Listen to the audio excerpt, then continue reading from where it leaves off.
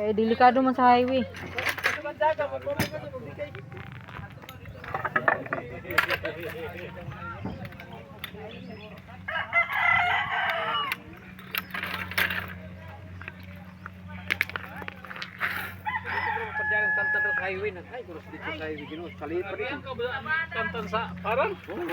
Wow, unta ko, i-apil takaw. I-apil takaw. Waya. Anira sa ligid.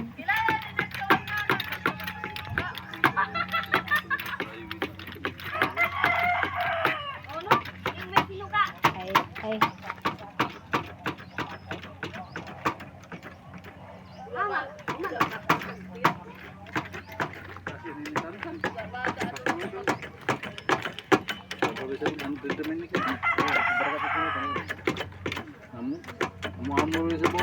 Ini nawala ani Iza dire.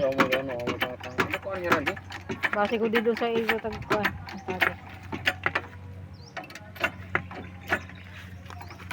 Daan na ito kadto natangtangan pang dinhi na maisan sa kwan. Pagliko. Oo. Bigza siza. Natangtang na siguro bolt na zone. Parang bantag yatan. Diba dinhi na sa kwan. Sarap road na Ay.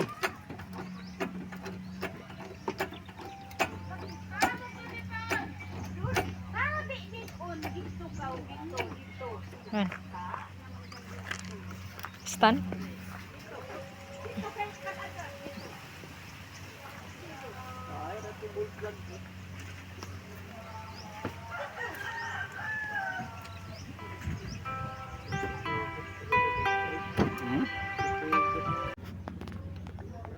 Ini, nakusi. Ayan, pusi. Lower arm na niya. Yan, itsura man. Tapos ini, lower arm palit, tie rod end.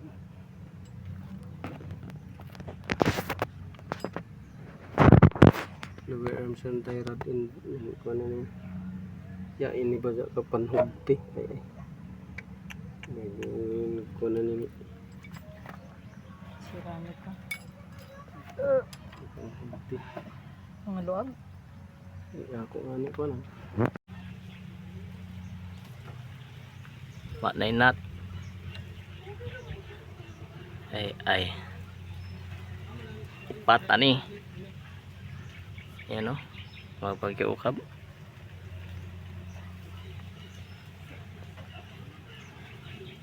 Panchik ang kuha na ni mga ilaw. Okay. Delikado na yung biyahe.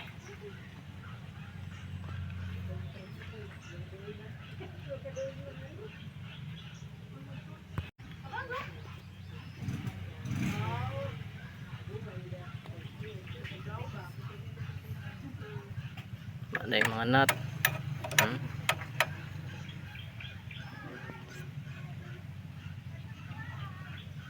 Kao no. Sakto rin yan nagpaabot.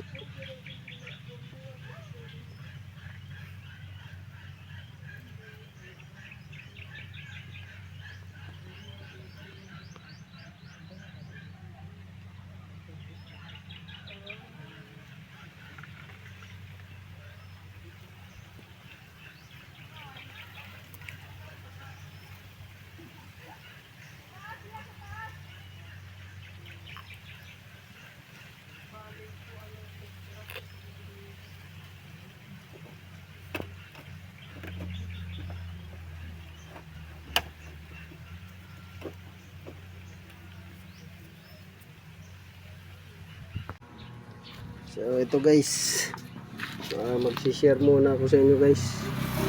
So minsan nagkakaroon ng tunog ang front shock suspension ninyo guys, dahil sa ganitong scenario.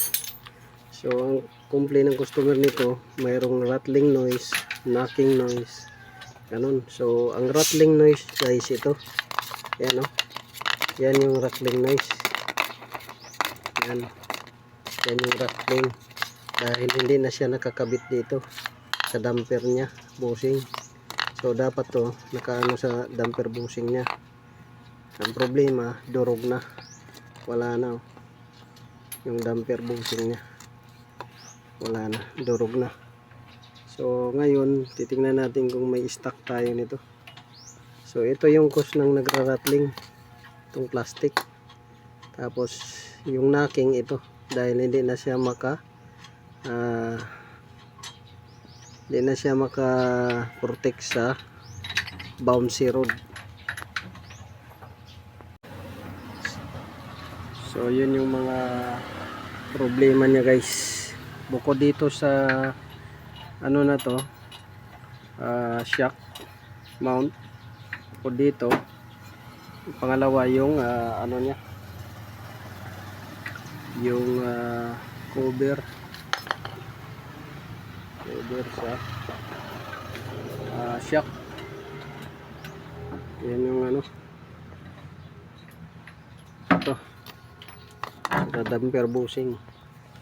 So yan yung mga maingay. Pangalawa, itong bearing na to, kung durog na, kagaya nito, oh, yan, oh, sumasabit na siya, yan, oh, sumasabit.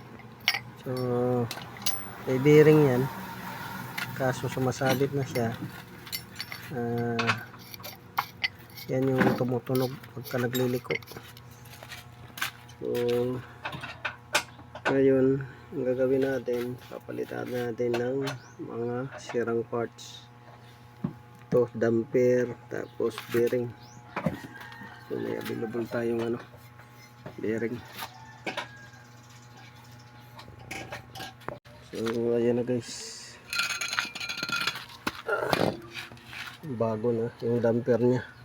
Lalagyan na natin ng bagong damper. So kakabit na natin yan. Yan, kakabit na natin. So mayroon pa tayo dito stock na damper rubber. So lalagyan din natin yan, yung isa. So yan, kakabit na to.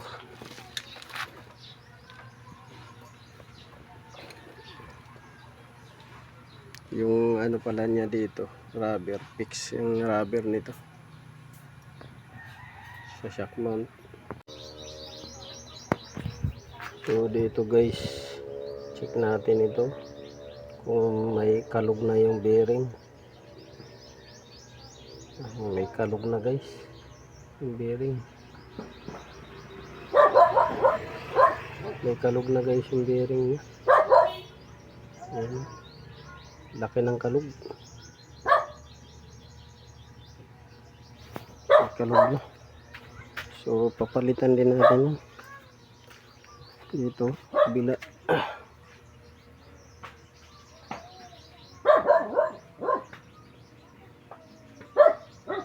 Dito guys, maliit lang yung kalog niya.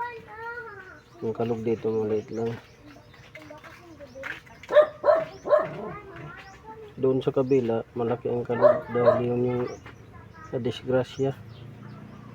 Ito maliit lang yung kalog bearing, sa kabila malaki. So request natin yan, papalitan sa may-ari. So papalit ng dual control arm, stub link, tie rod end. So yan yung ano natin, apat pang papalitan nito: bearing, control arm, stub link, tie rod end. So ito guys, magsishare ako sa inyo kung bakit napupundi yung ignition coil nyo, bakit napupundi yung spark plug ninyo, at bakit palyado siya yung makina, at sa arangkada ay parang nanginginig siya. So ito yun yung isi-share natin sa inyo. So minsan sa battery yan, low charging, yung mga palyado at saka nanginginig. Minsan naman sa throttle body, yung palyado at saka nanginginig. Minsan naman sa circuit talaga niya, sa mga sensor, nagiging palyado at nanginginig. Minsan naman sa fuel pump at saka klase ng fuel, nagiging palyado at saka nanginginig. So maraming pwedeng panggalingan, pero dito tayo sa mga madali lang natin ma-visualize. So na-check na natin yung battery, okay, goods ang charging niya, tsaka starting niya. Dito naman nalinis na natin to sa previous repair, pero yun nga, bumalik siya. Ito na ngayon yung gagawin natin. So binunot na natin guys yung ignition coil. Ito sa number 1. So NL2 pala yung ignition coil nito. Yan. So malinis siya. Ayan malinis dahil bagong palit nga to. Dahil bago rin to. So malinis siya. Pati ito sa number 3. Malinis din siya. At bago rin to palit. Kaso dito sa number 2, so tanggalin natin muna yung sakit para di tayo mahirapan, dahil magpapalit rin tayo ng valve cover. Yan, valve cover. So ito na. So nakikita ninyo, basa siya. Ayan. So maraming langis dyan sa butas na yan. So delikado to, pagka uminit bumabalik yung kuryente ito sa ECU. So nandito yung ECU. Ayan, masisira yung ECU dahil dito. So na-remedyuhan na to nung dati dahil waiting parts. So ngayon papalitan na talaga natin. May langis. So yun, papalit tayo ng valve cover gasket.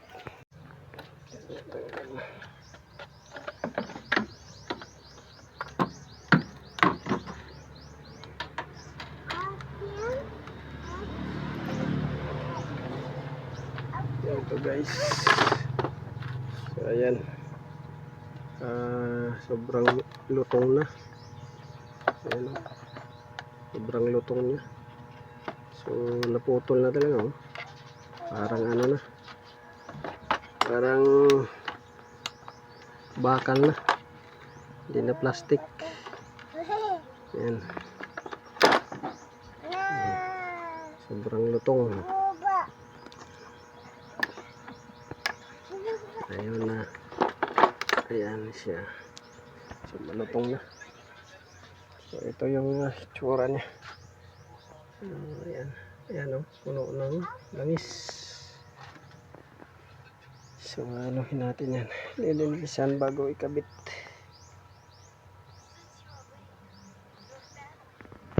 So ayan guys. So nakabitan na natin. Ayan.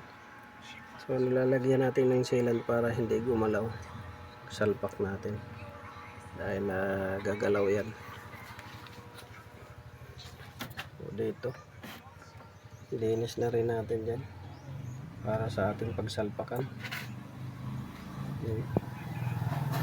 Nalinis na rin natin bawat butas na may mga langis. So sasalpak na natin yan. So ayan guys, tapos na, nakabit na natin. Ayan.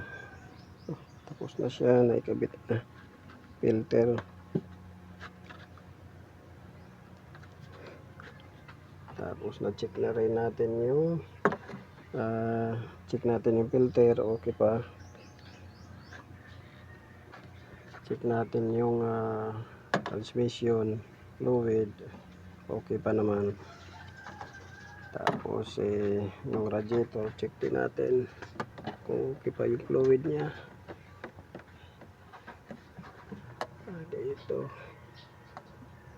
Dito puno to pero nagbawas siya. So mayroong issue nito sa nya, brake, sa brake master nya may issue. Check natin yung tubig. Okay, stable ba? So stable yung tubig. Yung tubig sa radiator stable. Tapos yung reserve okay naman, stable. Transmission, pero ito lang nagbawas. Brake, oil chinik din natin, stable. So okay na, papatuyin lang natin yan. para pwede nang i-start. Yun lang guys.